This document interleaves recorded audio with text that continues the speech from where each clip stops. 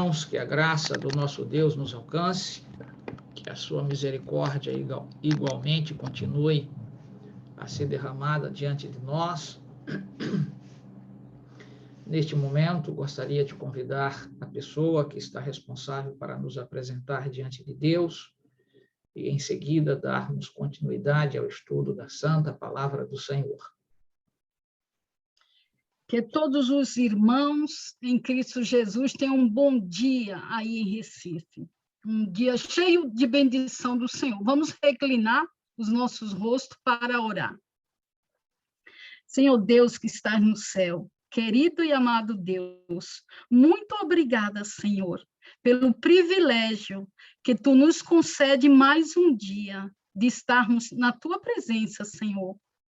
Tu és maravilhoso, Deus. Não importa o lugar que estamos, mas em todo lugar do mundo, Senhor, ao redor do mundo, tem pessoas, Senhor, que louvam a Ti, que se levantam pela manhã e agradecem a Ti por mais um dia de vida, Senhor. Eu te peço, Pai querido, Pai amado, por todos os pedidos de oração que tem na lista do poder de oração, Senhor. São muitas pessoas que necessitam de Tua ajuda, que necessitam da Tua presença, Pai. Muitas vezes o médico fala, está tudo terminado, acabou. Mas Tu és o Deus Todo-Poderoso, o Senhor de todas as coisas, Senhor. Amém. Tu podes tudo, Senhor. Amém. Peço pela vida também do pastor Cícero, Senhor. Ele tem sido atacado não só pelo ser humano, Senhor, mas também pelo inimigo, Senhor, que quer plantar enfermidade na sua vida para que ele possa ser impedido de falar do Teu amor, da Tua graça, da Tua misericórdia, mas Tu és um Deus de poder, Senhor. E eu te peço que todo mal que esteja sobre ele, que seja repreendido em nome de nosso Senhor Jesus Cristo. Amém. E que também o Senhor encha ele do poder do Teu Santo Espírito, Senhor, para trazer uma palavra para todos nós que estamos aqui, para que possamos sair daqui hoje, Senhor, alimentado pelo Teu Santo Espírito. Eu te peço, em nome de nosso Senhor Jesus Cristo. Amém. Amém. Amém. Muito bem, meus irmãos. Voltemos ao Evangelho de Mateus. Estamos nos debruçando especificamente sobre os primeiros contatos que Jesus tivera com a sua igreja nascente, a formação ali dos seus primeiros discípulos, né? Ontem nós nos debruçamos em Mateus capítulo 4, ali do versículo 18 ao versículo 22. Nós precisamos voltar a esse texto para desdobrar muitas coisas que daqui Mateus registra e que a gente, então, no princípio que temos seguido, uma regra áurea, como assim temos chamado, de comparar textos com textos, a fim de que tenhamos, então, uma largueza de compreensão do que está ocorrendo. Então, eu vou fazer, logo de imediato, uma breve síntese, para que, então, um resumo, a fim de que a gente possa atentar em que altura do ministério de Jesus esse episódio aqui se dera. Você se lembra que Jesus havia sido batizado por João, o Batista, ali no território de Betbara, né? Ou Betábara, como a expressão que às vezes aparece, Betábara. E aí que a expressão utilizada lá ali no Evangelho de João, especificamente ali no capítulo 1, onde se tem a informação daquele encontro que líderes que vieram de Jerusalém para questionarem de João, o Batista, a razão de estar batizando. Então, dentro desse contexto mais amplo, você se lembra que Jesus havia sido batizado, passara 40 dias no deserto, e após, então, no dia seguinte, ele não foi imediatamente para o território da Galileia. No dia seguinte, João o vê, após exatamente esta cena dos 40 dias. E ao vê-lo totalmente desfigurado, magro, aqueles que fizeram parte do batismo lá, no dia que Jesus esteve presente, para ele mesmo ser batizado, testemunharam a cena da manifestação do poder de Deus, ali dando prova de que aquele era o Messias, né? O escolhido do Senhor. Muitos testemunharam aquela cena, ouviram, inclusive, a manifestação de Deus o Pai, e foram impactados profundamente. Dentre aqueles que lá estavam, haviam determinados personagens que eram discípulos de João o Batista. E dentre esses personagens, nós temos, então, o próprio André, irmão de Pedro, né? E temos também João, o autor do livro que recebe o seu nome, né? O evangelista, assim como nós chamamos, que também é o autor ali das cartas e autor também do livro, então, do Apocalipse. Então, esses personagens estavam presentes, viram as maravilhas que ali se realizaram na pessoa de Jesus. Mas o Evangelho de Mateus, ele, portanto, não abre esta janela tão larga para vermos essas questões. Mas a gente consegue, quando vai montando todo o quadro, fazendo, reitero, a comparação com outros episódios do texto de Marcos, Lucas e João, a gente consegue se aperceber que esses personagens estavam presentes. Então, nessa trajetória, nós seguimos os nossos passos de estudos aqui e nos debruçamos com o capítulo, então, 4, versículo 18 até o verso 22, o instante do chamado que Jesus fizera a estas personagens. Agora, há algo que você vai se aperceber, que há diversos instantes em que Jesus, então, chama lá os mesmos personagens para junto de si e vai preparando. E chega o momento que a gente vai entender também no Evangelho de Mateus, que Jesus chama os 12. Então, como entender esses chamados? Como compreender que, de fato, por que tantos chamados? E aí eu quero nesse momento, já tentar explicar-lhes isto, para depois, então, verificar que André, que João, não eram personagens desconhecidos de Jesus, quando já, então, passando ali na Galileia, os encontra e faz, portanto, o chamado direto. Mas esses personagens não eram estranhos a Cristo. Então, nem Cristo era estranho a eles, nem eles eram estranhos a Jesus. Então, a gente vai montar esse quadro para ele ficar bem amplo na sua mente, para que você possa, de fato, alargar a sua percepção deste episódio. Mais tarde, você vai ver que, então, Jesus, quando está ali no Monte das Oliveiras, ele, então, chama os 12, e aí o grupo já está bastante ali coeso, mas até que chegasse a esse momento do sermão, do encontro com a grande multidão, Jesus está trabalhando com esses personagens individualmente. Então, não tenha esta ideia que Jesus chamou os 12 e ali, portanto, começou o seu ministério. Não é isto que a Bíblia nos ensina. Houve na verdade, chamados individuais, preparo individuais, até que Jesus os autorizou a, de fato, se tornarem pregoeiros, mensageiros da mesma mensagem que Jesus havia preparado a todos eles. Então, você precisa ter esta compreensão, para não ter a ideia de que estava tudo pronto, que Jesus, então, convidou todos estes, e aí, então, começou o seu ministério. Não foi assim. Então, vamos fazer outra síntese. Observe, ele sai do deserto ali da tentação, no dia seguinte, João Batista o vê, e aí João Batista diz, eis o Cordeiro de Deus que tira o pecado do mundo.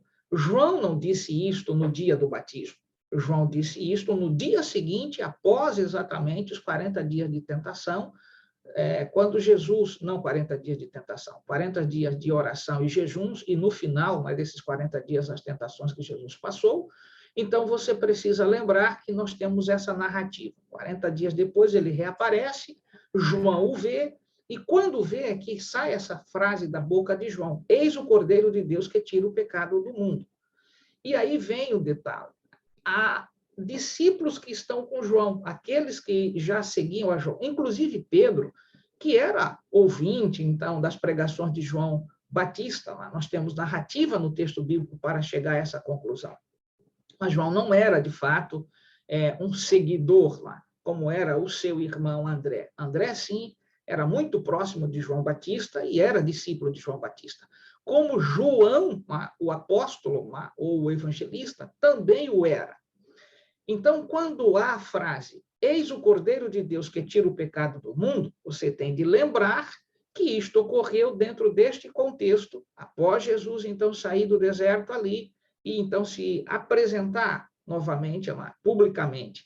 E aí vem esta, eu diria, informação de João Batista e que aqueles que estavam ali ouvindo, entre eles André e João, seguem a Cristo.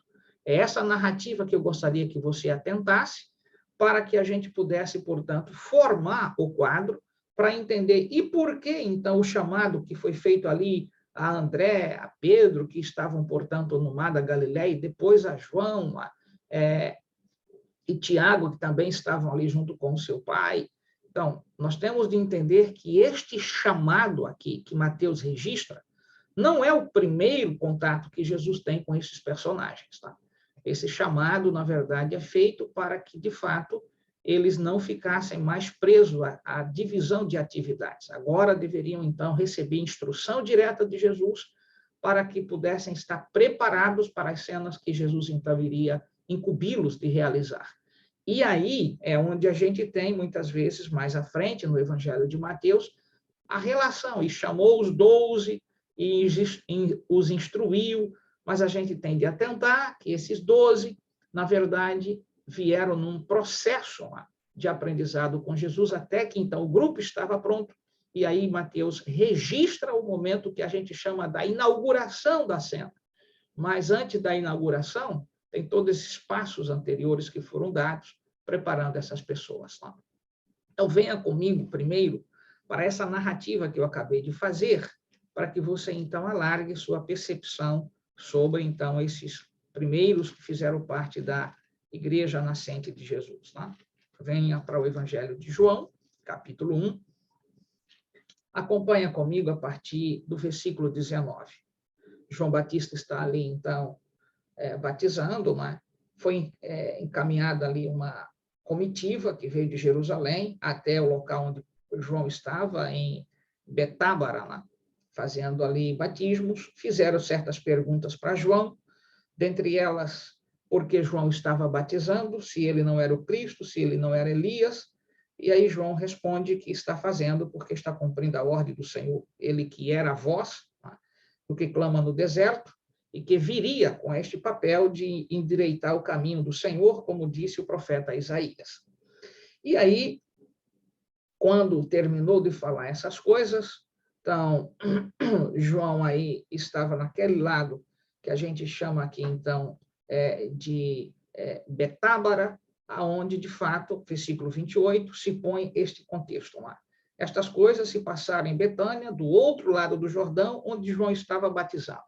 Com essa informação geográfica, a gente vai para o mapa e descobre, mapa bíblico, que João está exatamente ali aonde o Jordão está, do outro lado de Betânia, é o território, então, de Betábara, aonde ele estava batizando. E agora vejam o que eu narrei. Tá? No dia seguinte a este episódio, né? Que episódio da visita dos líderes de Jerusalém, que ali vieram para interrogar a João o porquê de tanta gente estar se reunindo em torno dele e por que ele está fazendo o batismo. E aí João viu a Jesus, observem, que vinha para ele e disse, eis o Cordeiro de Deus que tira o pecado do mundo. Jesus já havia sido batizado, esta é a cena após o Senhor sair do deserto, o que implica dizer que ele não saiu do deserto e foi para Galileia, né? Então, veja como eu lhes disse anteriormente, mais ou menos aí uns 5 dias depois é que Jesus, de fato, toma caminho para o território da Galileia. E agora vamos analisar o que acontece dentro desse contexto aqui, quando João diz essa expressão, eis o Cordeiro de Deus que tira o pecado do mundo. Venha comigo, versículo seguinte. É este a favor de quem eu disse, após mim vem um varão que tem a primazia, porque já existia antes de mim. Eu mesmo não o conhecia, mas a fim de que ele fosse manifestado a Israel, vim, por isso, batizando com água. Então, João agora dá o testemunho, claro, a razão por que estava batizando. Versículo 32, veja. E João testemunhou dizendo, vi o Espírito descer do céu como pomba e pousar sobre ele. Eu não o conhecia. Aquele, porém, que me enviou a batizar com água, me disse, aquele é sobre quem vires descer e pousar o Espírito, melhor, e repousar o Espírito. Este é o que batiza com o Espírito Santo. Pois eu, de fato, vi e tenho testificado que ele é o Filho de Deus. No dia seguinte, então, isso já é, portanto, o segundo dia do dia anterior à visita dos líderes que vieram até Betábara. Então, já se passaram 2 dias, inclusive em razão dos 40 dias de Jesus no deserto. Nós estamos aqui no 42º dia. Vamos avançando. Agora vejam. No dia seguinte, estava João outra vez na companhia de 2 dos seus discípulos. Outra vez na companhia de 2 dos seus discípulos. Então, outra vez na companhia. Então, não era, portanto, este episódio acidental. Se era outra vez, é porque em outros momentos anteriores, esses 2 estavam também presentes com João. Então, o que nós já temos de informação? Que João tinha discípulos que permaneciam com eles costumeiramente. E agora vejam quem são esses 2. E vendo Jesus passar, disse, eis o Cordeiro de Deus. Então, João, mais uma vez, usa a frase que outrora havia usado, em razão, portanto, daquela visita dos líderes que vieram de Jerusalém. E agora vejam o que acontece. Os 2 discípulos, ouvindo dizer isto, seguiram Jesus. Vejam, e quem são esses 2 discípulos? Acompanha o texto, versículo 38. E Jesus, voltando-se e vendo que o seguiam, disse-lhes, que buscais? Disseram-lhe, Rabi, que quer dizer mestra, não é? Onde assistes?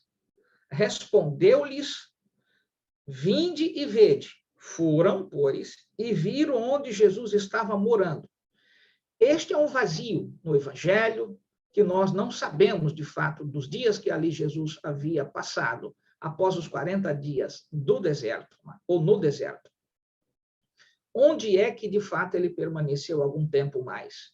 Nós não temos essa informação. Isso é um detalhe que nenhum evangelho, então, ampliou esta compreensão.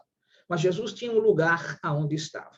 Alguns fazem sugestões de que era na própria casa de Marta, de Lázaro, porque estava perto ali de, então, Betábara, era Betânia, mas nós não temos esta convicção. Nós não sabemos que realmente isso ocorrera assim. Então, sugestões podem ser dadas muitas, mas nenhuma delas vão se fechar.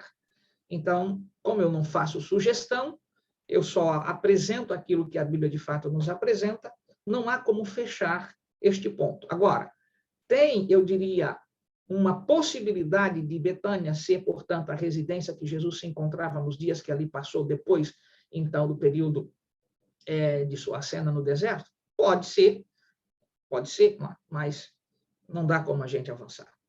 Então, continue lendo comigo. Estava morando lá. Verso 39, última parte. E ficaram com ele aquele dia, sendo mais ou menos a hora 10ª, isso aproximadamente aqui, finalzinho da tarde, às 16 horas. Quem eram estes? Olha agora, era André, o irmão de Simão Pedro, um dos 2 que tinham ouvido o testemunho de João e seguido Jesus. Então, temos uma informação soleníssima aqui. André, aquele mesmo que Jesus, lá no Evangelho de Mateus, o encontra, então, ali, junto com Pedro, à beira do mar da Galileia, ou o lago da Galileia, e ali, então, faz um convite. Mas é preciso atentar que este André não era desconhecido de Jesus, porque já tinha tido, portanto, esta, eu diria, relação de estreito companheirismo com Jesus, desde o momento ali, quando João o Batista havia anunciado. Então, é preciso que nós atentemos para isto. Então, que convite é aquele que está lá em Mateus capítulo 4, versículo 18 em diante, que nós estamos estudando? Um convite singular para que eles não mais, portanto, dividissem a atividade, portanto, porque Cristo agora queria um pouco mais de tempo da vida deles para instruí-los. Então, o convite em cena é assim. O que Mateus está registrando é o momento de um convite para dedicação exclusiva. É isto que queremos de atentar. E aqui, a disposição de André de seguir a Jesus em razão da dica, então, de João Batista de dizer que Jesus era o Cordeiro de Deus que tira o pecado do mundo, e não só. André estava presente na cena do batismo que Jesus ali passara. Então, Jesus não era nem para João Batista desconhecido, do ponto de vista depois da cena do batismo, e não era para aqueles que testemunharam a própria cena. Então, isto alarga nossa compreensão do que Jesus está fazendo aqui. Mas ainda, vem um outro detalhe. Quem era o outro discípulo? Bem, e agora vejam o que acontece. Verso 40, venha comigo. Era André, o irmão de Simão Pedro, um dos dois que tinha ouvido o testemunho de João e seguiu Jesus. Um dos dois. Então, quem era o outro, né? E este outro, quando a gente está aqui lendo o Evangelho de João, sabe que é o próprio João, só que João, na sua humildade, não se expõe. E como sabemos que é João, o outro discípulo lá, porque nós temos esta firmeza lá, de compreensão entre muitos teólogos, muitos textos da tradição, eu diria, judaica, que se põe exatamente deixando claro que este era o outro discípulo, era o próprio João, o autor aqui do Evangelho de João. E nós temos um texto direto do Espírito de Profecia que diz que o outro era realmente João, o que aqui estamos lendo o seu próprio texto. Terminando a leitura, versículo, portanto, 40 a 42, diz: ele achou primeiro o seu próprio irmão. Quem achou lá? André.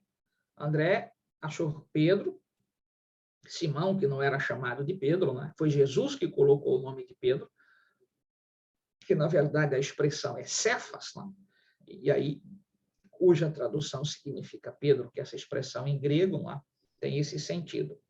Aí veja bem, ele achou primeiro o seu próprio irmão, Simão, a quem disse: achamos o Messias, que quer dizer Cristo, e o levou a Jesus. Então, observe que Pedro já tivera um próprio encontro com Jesus em razão de André, que era seu irmão, ter exatamente dito isso para Pedro.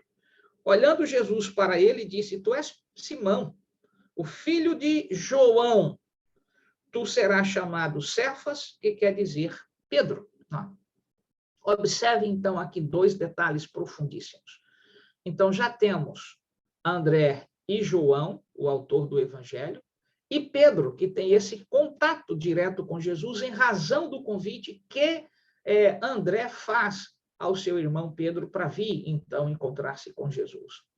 E aí, quando Jesus, portanto, chega ao território da Galileia, dias mais tarde, e os encontra ali na beira-mar, Jesus faz um chamado específico, mas não para alguém que eram desconhecidos. Isso você precisa. Não eram pessoas estranhas a Cristo Jesus, porque alguns têm uma ideia que Jesus, então, chegou catando pessoas e essas pessoas não tinham qualquer informação de quem era Jesus ou qualquer contato com ele. Cuidado, que essa ideia ela está bastante distinta e distante do que o Evangelho realmente nos apresenta. Mas ainda, uma vez que você tem esta percepção, nós temos então agora, sim, no versículo 43 do Evangelho de João, Jesus está já na Galileia. Observe, no dia imediato, resolveu Jesus partir para a Galileia. Então, se você vem nessa sequência do Evangelho de João, 40 dias no deserto, no dia seguinte, 41º, no dia seguinte ao 41º, 42º, que é quando tem um encontro com esses dois aqui, André e João. Como eles estavam seguindo a Jesus já no finalzinho da tarde, ali, portanto, e aí Jesus os levou para repousar onde ele estava hospedado, isso já é o 40º, portanto, o quê? 4º dia. Agora, o 45º dia está aqui no versículo, então, 43 vezes, no dia imediato. Então, no dia seguinte àquele encontro que tivera com eles, e depois, então, que Jesus havia passado a noite por ali. Então, veja que Jesus volta para Galileia, não após, eu diria, os dias que passara no deserto. E é o que eu venho dizendo para você. Aproximadamente 45 dias, né, Jesus estava distante do seu território, ali de Nazaré, da Galileia. Então, ele volta para o território, e aí a gente agora começa a ver o quadro mais amplo, que esta disposição do pessoal ali em Nazaré, quando Jesus entrou na sinagoga, fez a leitura ali do texto do profeta Isaías, capítulo 61, versículo, portanto, 1 e 2. Você se lembra que o povo, portanto, dissera, mas este é o filho de José? Quer dizer, surpresos, Cristo estava distante já há algum tempo, pelo menos 45 dias, e eu vou ainda um pouquinho mais, porque se ele volta no dia seguinte, já é o 45º dia de que estava ausente do território, ele não chegou na Galileia no mesmo dia, porque é uma distância considerável, de ali o território onde Jesus se encontrava, que era Betânia, onde passou a noite ali, e voltar para o território exatamente da Galileia, aproximadamente 150 quilômetros. Na conjuntura de época, isso não era uma situação normal de se fazer. Então, é claro que ele chegou lá muito tempo depois, 2 dias, talvez, de viagem.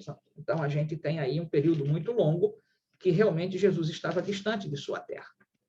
Agora, voltem a Mateus. Agora fica claro as lições que nós precisamos tirar. Primeiro,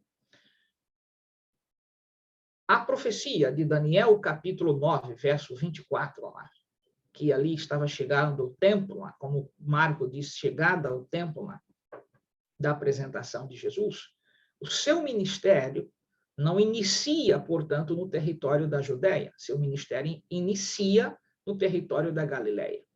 E aonde especificamente esse ministério inicia? Em Nazaré, na sua própria terra. Então, nós temos de atentar para estas cenas aqui. Meus queridos amigos, essa é a primeira lição. Deus sempre está disposto a receber pessoas, mas as pessoas são conduzidas a Cristo não é de maneira abrupta, do nada. Elas são conduzidas a Jesus porque o Espírito de Deus as prepara para isto. Quando a gente vê o caso de André, Pedro, João, mais tarde, portanto, o caso de Filipe, a gente vai se aperceber que Jesus, na verdade, recepciona estes, e porque estas pessoas já haviam estado acompanhando uma mensagem muito profunda, que é a mensagem de João Batista. Você se lembra que João Batista, logo após essa visita desses líderes aí, que nós lemos lá no Evangelho de João, que vieram de Jerusalém questionar João, dias mais tarde, João Batista foi preso em razão, então, de toda a cena que envolveu ali o próprio Herodes Antipas, por causa, então, da Salomé. Você se lembra exatamente que é nesse contexto que, sabendo que João estava preso, Jesus agora volta para a sua terra.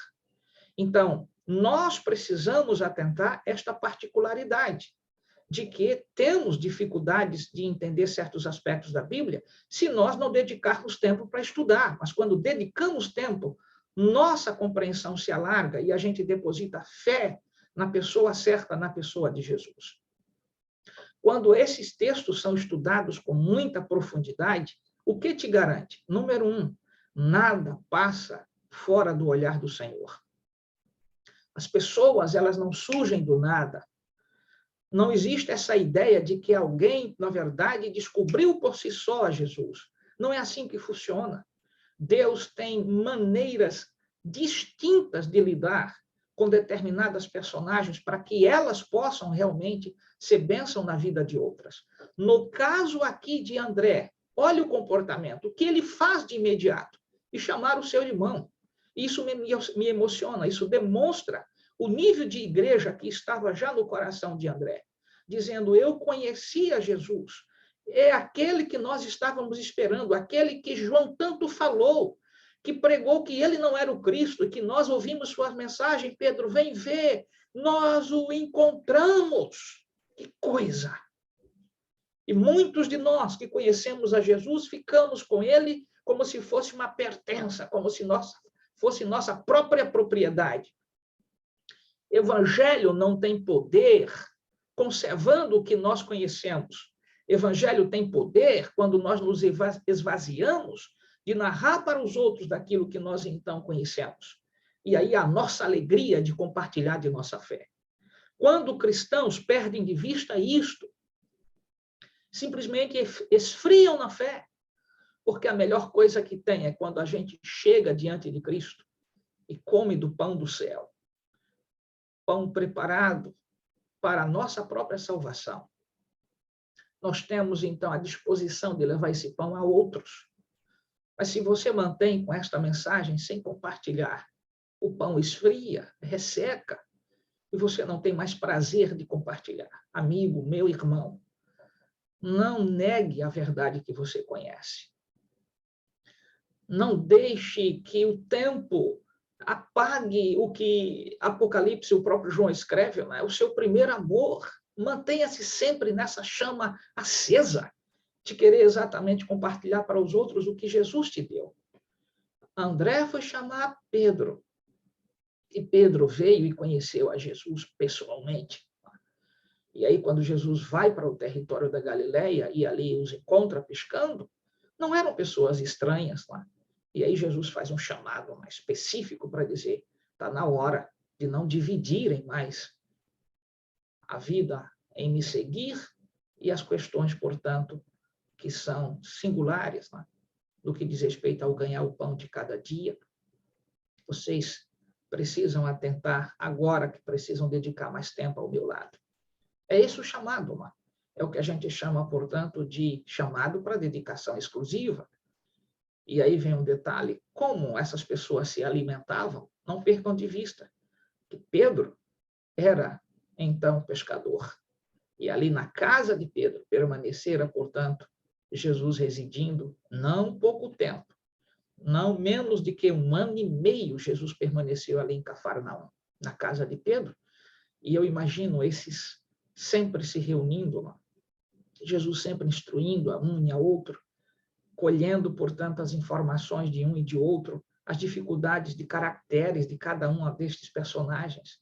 Pedro com a sua forma explosiva de ser, André cheio de dificuldades, João Batista tímido, João evangelista muito tímido, porque era o mais novo de todos estes. E quando a gente vê, portanto, a preocupação de Jesus de tratar cada um particularmente com as suas dificuldades e prepará-los para a grande cena, que é exatamente torná-los porta-vozes do Evangelho, isso não se deu de maneira abrupta. Foram 3 anos Jesus treinando, educando, fazendo-os enxergar como aprender a orar, como aprender a ter comunhão com os céus, jejum, lidar com os demônios, lidar com gente, portanto, desafiadora, amigos. Você precisa lembrar que ninguém está pronto para, portanto, enfrentar o dia seguinte se não tiver comunhão com Jesus. E a gente é ousado, né? Desrespeitoso, acha que, estando batizado, conhecer o Evangelho hoje, amanhã, a gente pode enfrentar todas as lutas. Não é assim que funciona. Tenha compaixão pelos seus irmãos da fé. Tenha dedicação de ajudá-los a compreender que a vida se estrutura conhecendo Jesus. E eu gosto, portanto, deste tempo verbal, né? Porque está, eu diria, no gerúndio, conhecendo, é uma ação continuada. Mas muitos acham que batizou, está preparado. Há alguns que estão sendo batizados que nem sabem no que creem, porque estamos simplesmente, para alguns colegas, apenas dando banho em pessoas. Por isso, a igreja está como está, fragilizada, porque falta, de fato, intimidade com os céus.